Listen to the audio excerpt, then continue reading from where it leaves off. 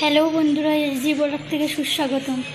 আজ অনেক রাত হয়ে গেছে, রান্না করতে। দেখো বন্ধুরা, এক জায়গায় গেছিলাম আমরা সবাই মিলে ঘুরতে, অনুষ্ঠান ছিল, সেখান থেকে চলে আসলাম চটপট। এসে এবার রান্না জোগাড় করে নিয়েছি। সবাইকে বললাম কী খাবে, তা বললো যে রাত্রে অনেক রাত হয়ে গেছে, তো কী করবে।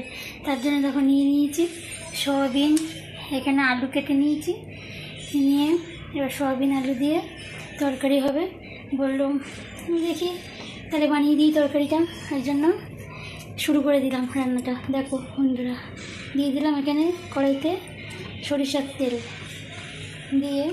বাচ্চারা তো খেতেই চায় না, কিন্তু যদি এমনভাবে রান্না করা যায় তাহলে বাচ্চারা মনে করে মাংস ফেলে দিয়ে খেয়ে নেবে। তার জন্য দিয়ে সরষের তেল দিয়ে তেলটা একটু গরম করে নেব। গরম করে নিই, তারপরে সয়াবিনগুলো ভেজে নিতে হবে।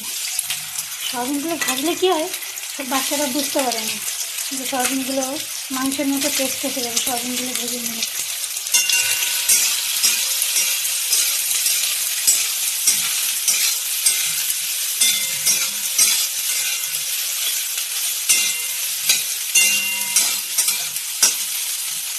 সয়াবিনগুলো ভেজে নিই।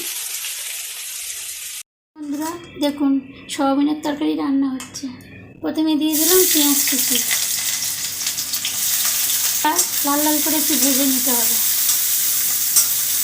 তাহলে বাচ্চাদের খেতে ভালো লাগবে। পেঁয়াজের মধ্যে একটু নুন দিয়ে দিলে তাড়াতাড়ি পেঁয়াজটা নরম হয়ে যায়। একটু টাইম তো লাগেই, হয়।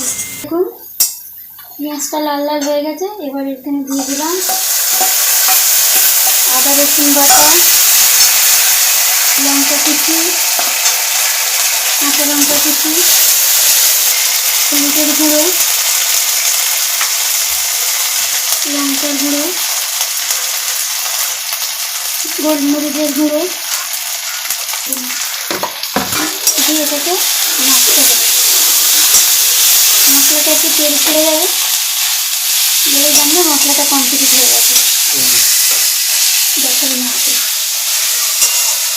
এবার মশলাটা ভাজা ভাজা হয়ে গেছে, তেলটাও ছেড়ে গেছে। এবার এখানে দিয়ে দিতে হবে আলু কুচি। আলু কটা দিয়ে ভালো করে আলুটাকে একটু কষিয়ে নিতে হবে।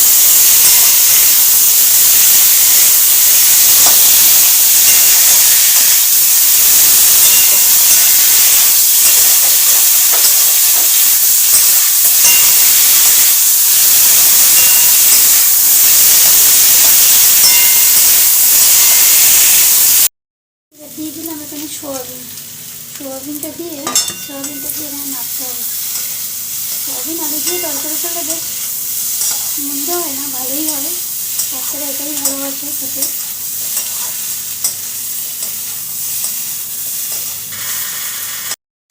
জল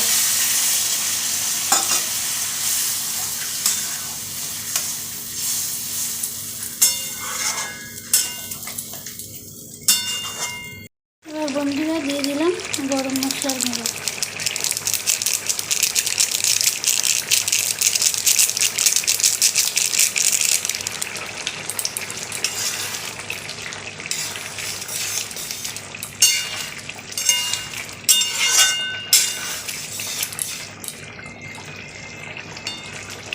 দেখুন বন্ধুরা, হয়ে গেছে আমার সয়াবিনের তরকারি রেডি। চলো টাটা।